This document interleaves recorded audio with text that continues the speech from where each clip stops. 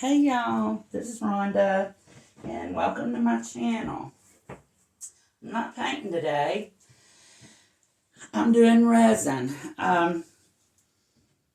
If you're not familiar with my channel, I have a Facebook group with 8,800 members, and I'm also a member of lots of art groups. And everyone's always asking me about my resin top coats. So I thought I would do an updated video. I did one 3 years ago when I first started painting. And I've already got my resin mixed. I use KS resin, and it's 1:1. 1 part hardener to 1 part resin. And you want to stir it till it's clear. And you want to scrape the sides, then scrape your popsicle stick, scrape the bottom, and you just want to really make sure that it's mixed well, and you want it to be clear. While you're mixing it, you'll see like little strings in it. It kind of looks like mucus. You want to make sure all of those are gone, and you want to make sure that it is crystal clear. 1:1. All right. And I've got 3 pieces here that I'm going to resin.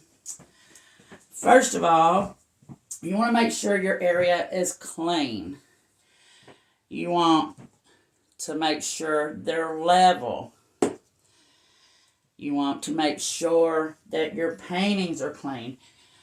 Oil from your fingers, when you touch your canvases, transfers onto the canvases, the oil from your fingers. Resin does not stick to any kind of oil. So you've got to make sure they are clean. Wipe them down really nice.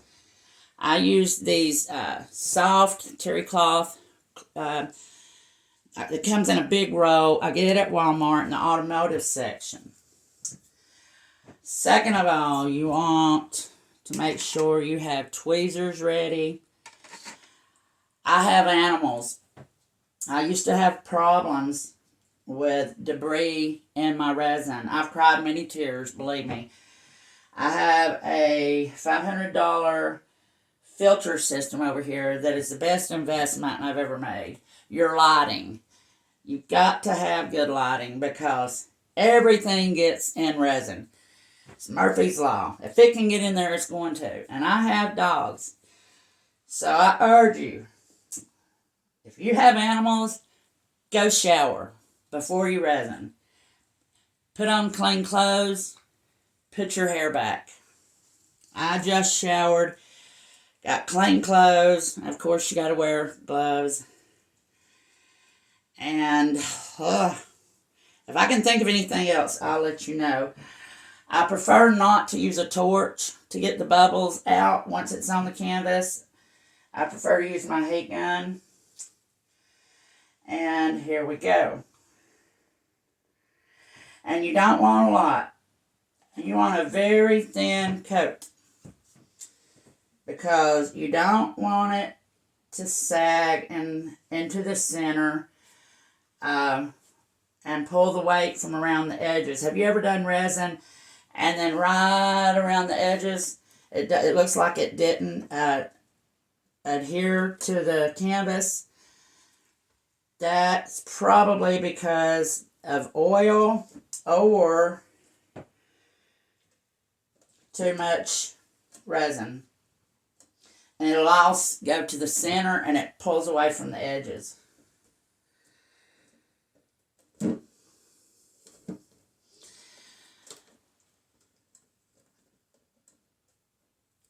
My resin, as I said, is KS resin. You want to do your sides too. And it has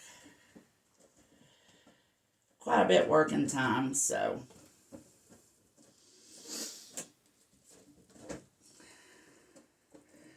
go around and get your edges. I'm wishing now that I wouldn't use these cups, and I wish that I'd put my my little stick pins in the back of them, because they're sliding everywhere. It's too late now, though.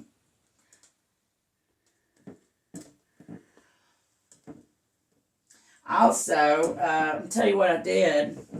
I went to the resin calculator on Google yesterday, and it told me 16 ounces of resin for this size canvas here. And I did one yesterday, and I'm telling you, 16 ounces was too much. It was way too much.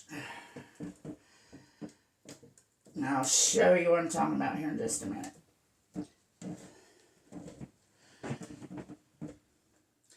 This is a 16-ounce cup, and it wasn't even full. It was like up to here. Can you see me? It was like up to here, and that's what I got left. So I would not trust that calculator, or you're going to be wasting a lot of resin.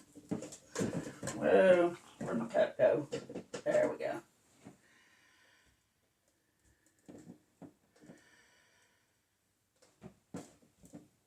This other painting over here is on a 24 by 24 inch canvas. And then I have another little one over here that I'm going to do if I have any resin left. Okay.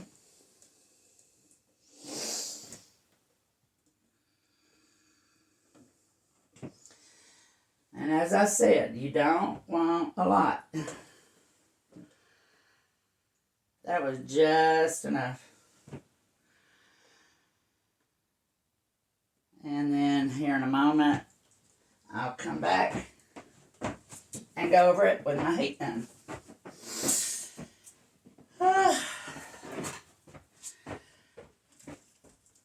Okay. I've already cleaned this one and made sure all the oil was off of it.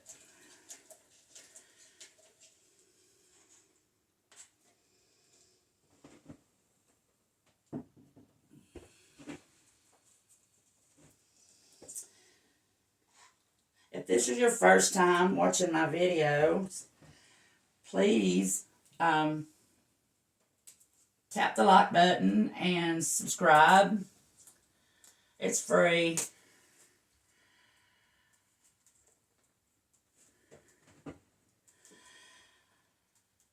I'm pretty sure I'm going to need a little bit more for this one. And I will have some left for the little one over here. I told you about my Facebook group. And I will put the link in the description below. You can see, because of my nerves, I'm very timid. I don't record all my videos or all my paintings. But if you go to my group and become a member of my group, I post everything there. You'll be able to see everything I do. Plus, you'll be able to meet lots of other great artists. As I said, I believe it's 8,800 members I have.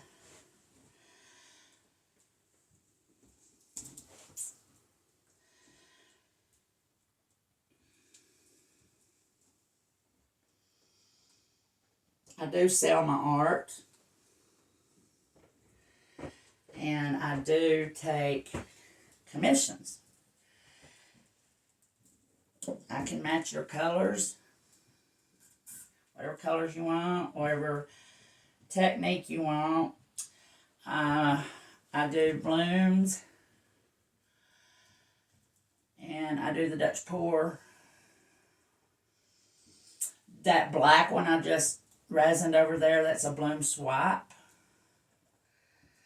It's a bloom recipe, but you don't use the blow dryer.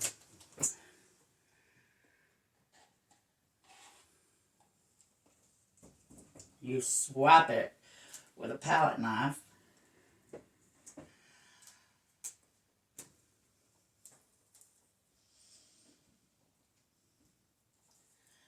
With cell activator. I'm concentrating on this. That's why I pause. I do that in all my videos. I get to deep thinking and lose my thought pattern. Now, with these bigger canvases, you really want to pay attention to the amount of resin because it will sag in the center. So I just go side to side and wipe off all the excess. Plus that way you make sure you'll that you haven't missed any spots.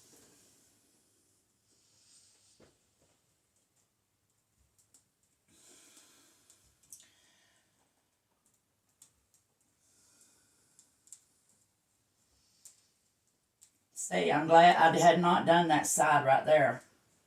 And I thought I had. It's the reason it's very important to go all the way around and make sure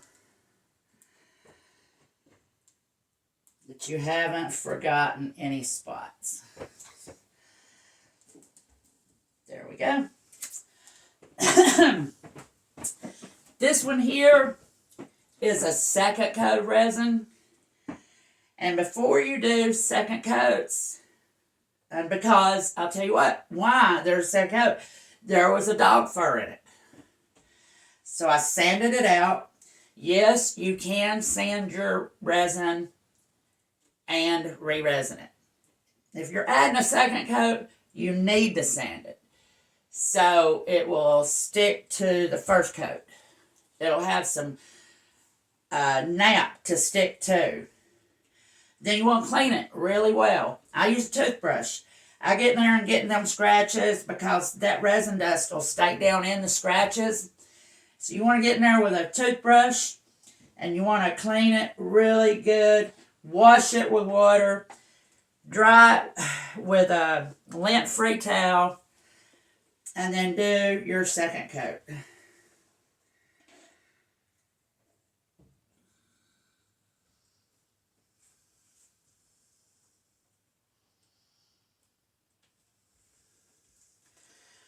You know what? That was just enough for 3 paintings. It's 2 16-ounce cups, but they wasn't full. So I'd say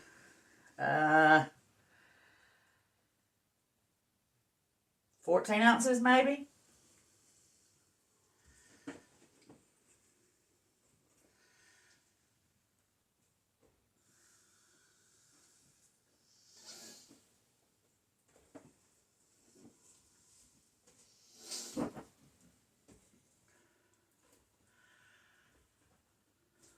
Let me see. It's barely enough. I'm having to scrape the bottoms.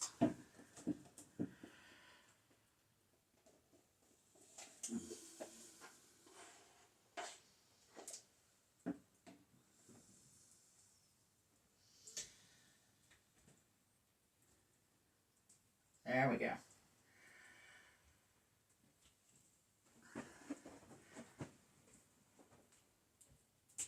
I'm having to push hard on this resin to make sure I have enough.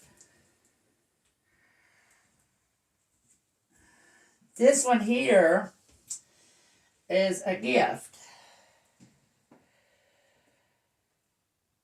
It's a gift to a lady named Janice. She is a client and a friend. And I'm telling you, these pages on Facebook, you can meet some wonderful people. My daughter was having some trouble. She had moved away from home, a long way from home. I'm in Georgia. She had went and got stranded in Michigan. And at the time, I couldn't afford to help her get home. And Janice helped my daughter. So this is to show her how grateful I am. I love you, Janice. Okay. This is my heat gun. And also, you want to wipe this stuff down before you put it over, especially the cord, because you know sometimes the cords go on the floor. You want to make sure there's no dog fur on it or any other debris. And then I'm going to pop the bubbles.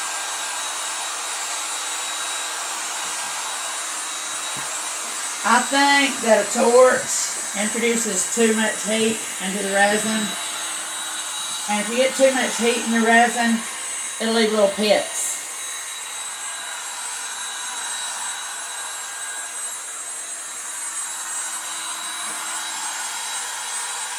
Okay?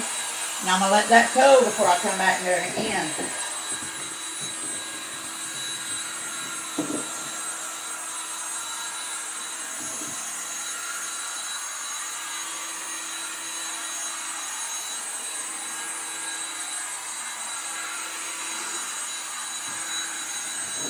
I've got a resin light hanging up over here. It's from Bearwood Supply. And it has a magnifying glass in it. It's really good light. I couldn't do resin without it. Use code Rhonda and you can get a 5% discount off of your purchase. They offer lots of other nice stuff too. Check them out. Bearwood Supply.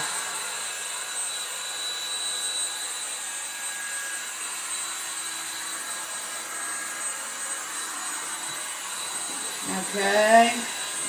Now I'm going to go here. I'm going to do the black one again. This black one and the purple one are for sale.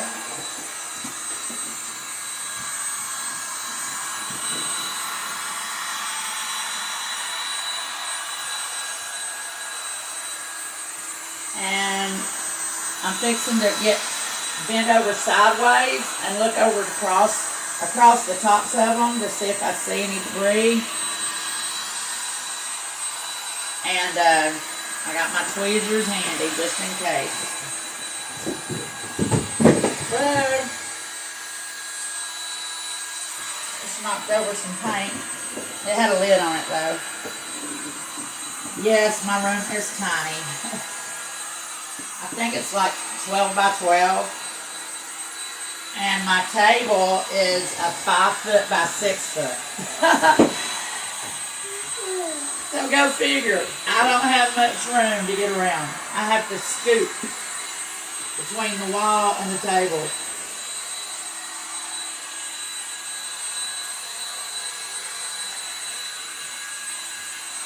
And that's it, y'all.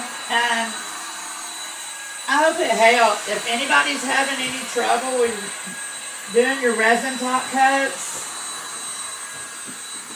I hope that I could be of some help.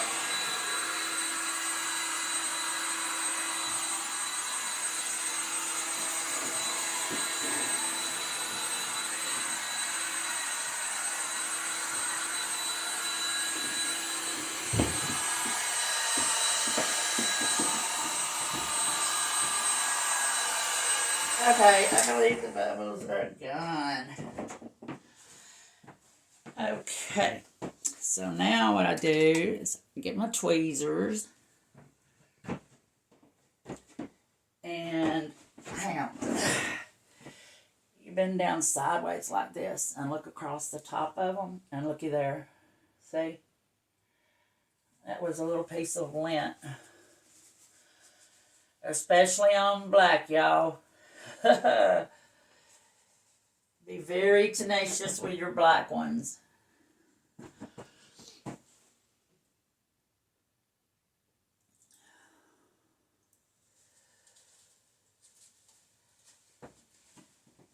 And whenever you do pick something out with your tweezers, it'll leave a place in the resin.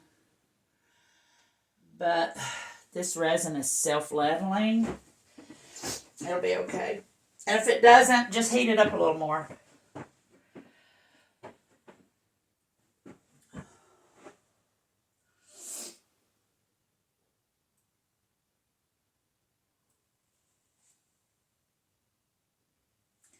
All right. That's it, y'all.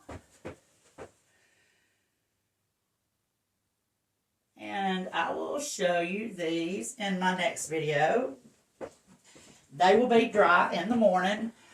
It's 3 o'clock here in Georgia right now. Within 15 hours, they'll be dry. Dry enough to touch them and put them up somewhere, but not cured. Like if someone purchased this today, I couldn't ship it for 3 to 4 weeks. This resin has to cure, and it has to get good and hard to where, like bubble wrap.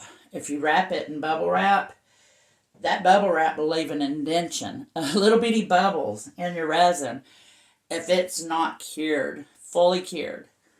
Right? Okay? Thank you for watching and being patient with me. And I'll see y'all next time. I'm doing a video tomorrow. I'm getting more brave with my nerves. Bye. I hope everybody had a wonderful weekend.